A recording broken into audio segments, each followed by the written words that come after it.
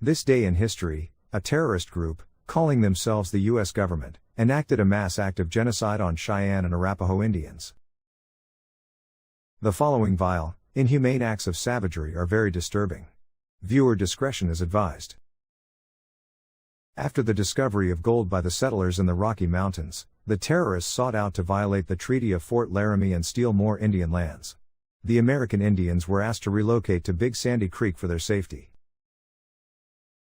Most tribal warriors stood their ground, refusing to leave their home under the guise of a threat, leaving only about 75 men, plus all the women and children in the village. The men who remained were mostly too old or too young to hunt. Grandfather Achani, One Eye, escaped from the camp, but seeing all that his people were to be slaughtered, he deliberately chose to go back into the one-sided battle and die with them. Mary Prowers Hudnall, daughter of Amish Prowers. Ignoring the U.S. flag and a white flag that was run up shortly after the attack began, they murdered as many of the Indians as they could.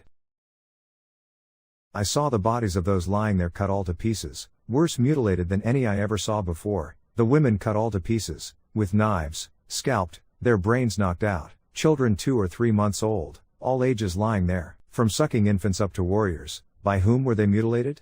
By the United States troops. John S. Smith, Congressional Testimony of Mr. John S. Smith, 1865. I saw one squaw lying on the bank, whose leg had been broken. A soldier came up to her with a drawn saber. She raised her arm to protect herself, he struck, breaking her arm. She rolled over, and raised her other arm, he struck, breaking that, and then left her without killing her. I saw one squaw cut open, with an unborn child lying by her side. Robert Bent, New York Tribune, 1879. There was one little child, probably 3 years old, just big enough to walk through the sand.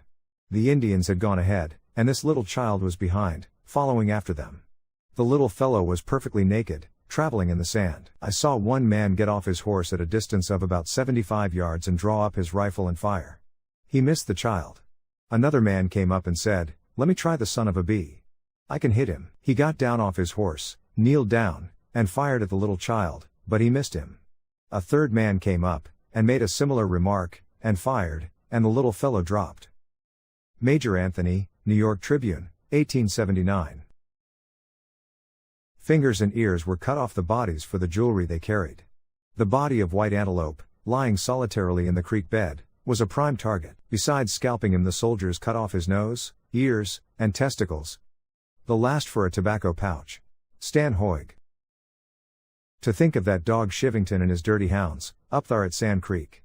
His men shot down squaws, and blew the brains out of little innocent children. You call Zish soldiers Christians, do ye? And Indians savages? What dare your suppose our Heavenly Father, who made both them and us, thinks of these things? I tell you what, I don't like a hostile redskin any more than you do. And when they are hostile, I've fought 'em, hard as any man. But I never yet drew a bead on a squaw or papoose, and I despise the man who would. Kit Carson to Colonel James Rustling. Historian Alan Brinkley wrote that 133 Indians were killed, 105 of whom were women and children. Before Chivington and his men left the area, they plundered the teepees and took the horses. They also scalped many of the dead, regardless of whether they were women, children, or infants.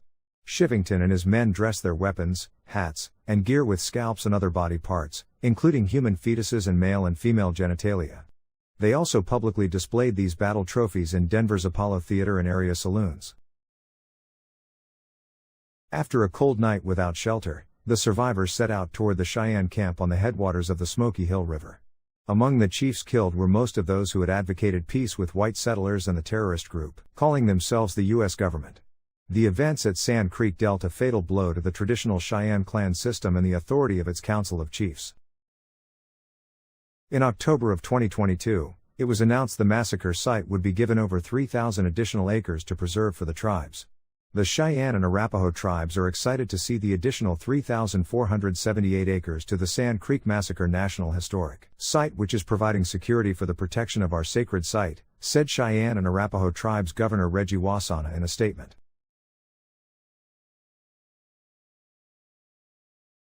To the colonial terrorist organization from Europe calling yourself the U.S. government, you shall know, one day the evil empire known as the United States of America shall fall, and on that day, all those in the spirit world, along all those in the human world, shall consider it a day of great reprieve, and liberation, and we shall all declare it a day for the rise of humanity.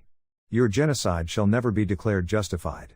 It shall come to be well known all across Turtle Island and Mother Earth, that the American experiment was a human rights violation and massive failure of humanity.